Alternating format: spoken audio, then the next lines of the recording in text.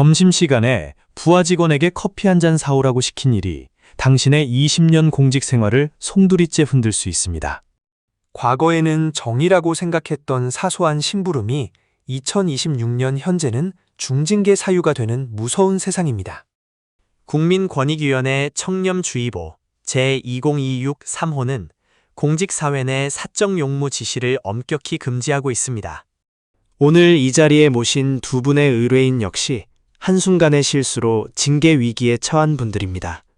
하지만 절망하지 마십시오. 법리적 분석과 정황 증거를 통해 감경의 길은 반드시 열려 있습니다. 행정사님, 저는 정말 앞이 캄캄합니다. 25년 동안 국가를 위해 헌신했는데 이런 대우를 받을 줄 몰랐습니다. 후배가 점심 먹으러 나가는 길에 제 커피도 한 잔 부탁한 것이 갑질로 신고될 줄은 꿈에도 몰랐습니다. 징계위원회에서는 저보고 하급자의 휴식권을 침해한 악질적인 상사라고 몰아세우더군요. 의뢰인 원님께서 느끼시는 그 당혹감과 배신감은 충분히 이해합니다. 하지만 소청심사위원회는 단순히 감정에 호소하는 것만으로는 결코 움직이지 않습니다. 당시 지시가 업무의 연장선이었는지 아니면 순수한 사적 편의였는지를 냉철하게 구분해야 합니다. 저는 상황이 더 심각합니다. 저는 후배에게 제 개인적인 택배를 좀 찾아와 달라고 문자를 보냈거든요. 평소에 언니 동생처럼 지내던 사이라 가볍게 부탁한 건데 그게 메신저 기록으로 남아서 증거가 됐습니다. 결국 중징계 의결 요구가 내려졌고 저는 매일 밤잠을 설치며 후회하고 있습니다. 의뢰인 이님의 경우 메신저 기록이 남아있다는 점이 불리해 보일 수 있습니다. 그러나 그 대화의 전후 맥락을 살펴보면 하급자의 자발적 협조 가능성을 충분히 피력할 수 있습니다. 단순히 지시를 내린 사실 자체보다 그 지시가 위계에 의한 강압이었는지가 핵심입니다. 저는 커피값도 분명히 보냈습니다. 제 돈으로 제가 사 먹으려던 것인데 왜 징계 대상이 되는 건가요? 커피값 지불 여부보다 중요한 것은 하급자가 자신의 점심시간을 상사를 위해 소모했다는 사실입니다. 2026년의 공직윤리는 개인의 자율성과 휴식권을 그 무엇보다 우선시하기 때문입니다. 그렇기에 소청심사 과정에서는 해당 행위의 반복성과 고의성을 부정하는 전략이 필요합니다. 행정사님 말씀을 들으니 조금 희망이 보입니다. 저는 평소에 그 친구에게 밥도 자주 샀거든요. 바로 그 점입니다. 평소 의뢰인 1님이 하급자에게 베풀었던 배려와 긍정적인 관계를 입증해야 합니다. 주변 동료들의 탄원서와 평소 미담 사례들을 수집하여 비난 가능성을 낮추는 작업이 선행되어야 합니다. 제 사건에서도 감경 가능성이 있을까요? 저는 이미 포기하고 직권 면제까지 걱정하고 있었습니다. 직권 면제까지 갈 사안은 아닙니다. 의뢰인 투님의 행위가 직무 수행 능력을 상실한 정도는 아니니까요. 소청심사를 통해 징계의 수위가 과도하다는 점을 논리적으로 증명하면 경징계로의 감경은 충분히 가능합니다. 행정사님이 그렇게 말씀해 주시니 정말 마음이 놓입니다.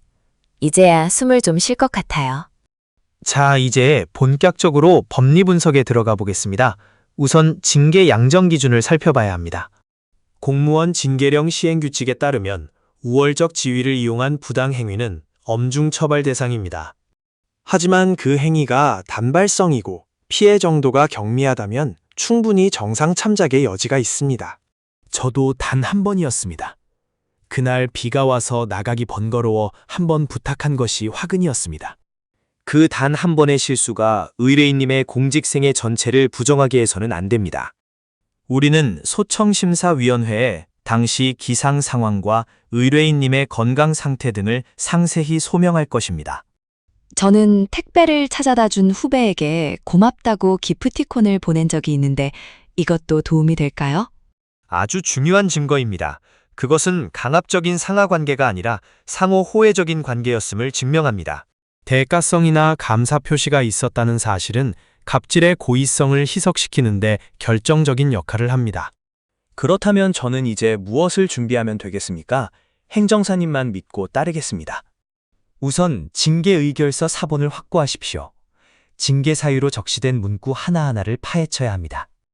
피해를 주장하는 하급자와의 평소 메신저 대화 전문을 복구하여 우호적인 분위기를 찾아내야 합니다.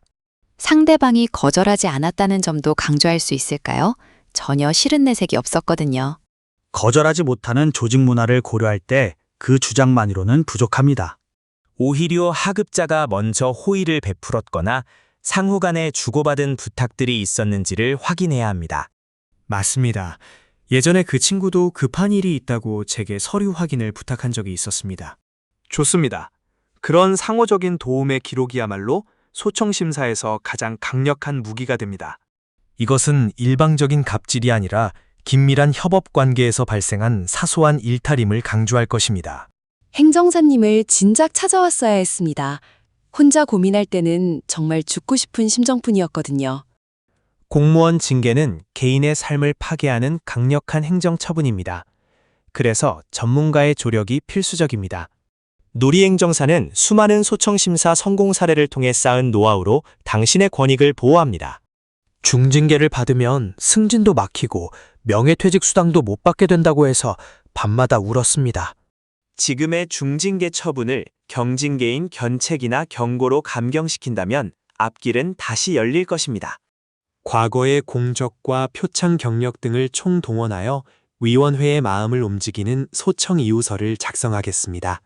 소청심사위원회 위원들은 주로 어떤 부분을 중점적으로 보는지 궁금합니다. 위원들은 징계의 형평성과 비례의 원칙을 중요하게 여깁니다. 유사한 사례에서 다른 공무원들이 어떤 처분을 받았는지 비교 분석하여 논리를 구축해야 합니다. 다른 부처의 유사 사례보다 의뢰인님의 처분이 과도하다는 점을 데이터로 보여줄 것입니다. 데이터와 법리 분석이라니 역시 누리행정사님은 다르시군요. 정말 든든합니다. 소청심사는 단순한 말싸움이 아닙니다.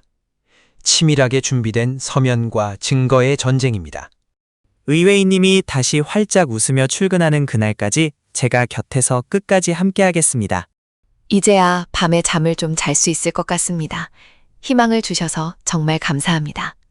아직 끝난 것이 아닙니다. 이제부터가 진짜 시작입니다. 저와 함께 철저히 준비하시죠.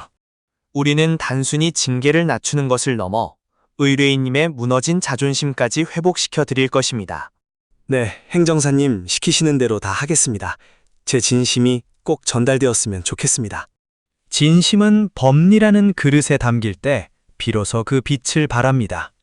공직자로서의 성실함과 이번 사건의 우발성을 잘 결합하여 최선의 결과를 만들어냅시다. 제 동료들도 비슷한 일로 고민하는 사람들이 많은데 꼭 이 채널을 추천해줘야겠습니다. 갑질이라는 낙인이 찍히기 전에 미리 예방하고 대처하는 것이 무엇보다 중요합니다. 만약 이미 징계 절차가 시작되었다면 주저하지 말고 전문가의 문을 두드려야 합니다. 저처럼 혼자 끙끙 앓으며 시간 보내는 분들이 없었으면 좋겠네요. 골든타임이 중요하다는 걸 깨달았습니다. 맞습니다. 징계 처분을 받은 날로부터 30일 이내에 소청심사를 청구해야 하므로 시간이 촉박합니다. 그 30일이라는 짧은 시간 안에 완벽한 대응 전략을 수립하는 것이 제 역할입니다. 정말 짧은 기간이군요. 바로 서류 준비해서 내일 다시 뵙겠습니다. 네, 좋습니다. 의뢰인님의 용기가 인용이라는 결과로 보답받을 수 있도록 최선을 다하겠습니다. 행정사님 덕분에 인생의 큰 짐을 조금이나마 덜어낸 기분입니다. 고맙습니다. 여러분의 억울함은 누리행정사의 열정으로 승화될 것입니다. 걱정 마십시오. 모든 공무원 여러분께 말씀드립니다. 조직 내에서 외로운 싸움을 하고 계신다면 손을 내미십시오. 철저한 법리 분석과 따뜻한 공감이 여러분을 다시 일상으로 돌려보내 드릴 것입니다. 최근 잇따르는 징계 사례들은 변화하는 시대상을 반영하고 있습니다. 우리는 그 변화에 맞추어 지혜롭게 스스로를 지키는 방법을 배워야 합니다. 누리행정사TV는 앞으로도 공무원 여러분의 가장 믿음직한 파트너가 될 것을 약속합니다. 전문가의 힘이 얼마나 대단한지 오늘 짧은 대화만으로도 충분히 느꼈습니다. 저도 마찬가지입니다. 이제야 비로소 제가 가야 할 길이 명확하게 보입니다. 두 분의 확신이 저에게도 큰 힘이 됩니다. 반드시 좋은 소식을 들려드리겠습니다. 지금 이 영상을 보며 고뇌에 빠진 전국의 모든 공무원 여러분, 힘내십시오. 여러분의 권리는 침묵하는 자에게 주어지지 않습니다. 당당하게 요구하고 싸워야 합니다. 그 싸움의 선도에서 누리 행정사가 방패가 되어드리고 검이 되어드리겠습니다. 징계라는 거친 풍랑 속에서도 길을 잃지 않도록 등대가 되어드리겠습니다. 감사합니다. 정말 감사합니다. 이제는 마음 편히 집에 가서 가족들 얼굴을 볼 수 있겠네요. 저도요. 행정사님 덕분에 다시 시작할 용기를 얻었습니다. 내일 뵙겠습니다. 조심히 들어가십시오. 내일부터는 본격적으로 사건의 실타래를 풀어봅시다. 공직 생활의 위기는 또 다른 성장의 기회가 될 수 있습니다. 저와 함께라면 가능합니다. 마지막으로 강조합니다. 기록을 남기시고 전문가와 상의하십시오. 그것이 살 길입니다. 인용과 감경이라는 목표를 향해 우리는 한 걸음 더 나아갈 것입니다. 여러분의 공직 인생 2막을 누리 행정사가 뜨겁게 응원하며 함께 뛰겠습니다. 한 번의 실수가 평생의 업적을 무너뜨리게 두지 마세요. 누리 행정사가 당신의 희망이 되어드리겠습니다.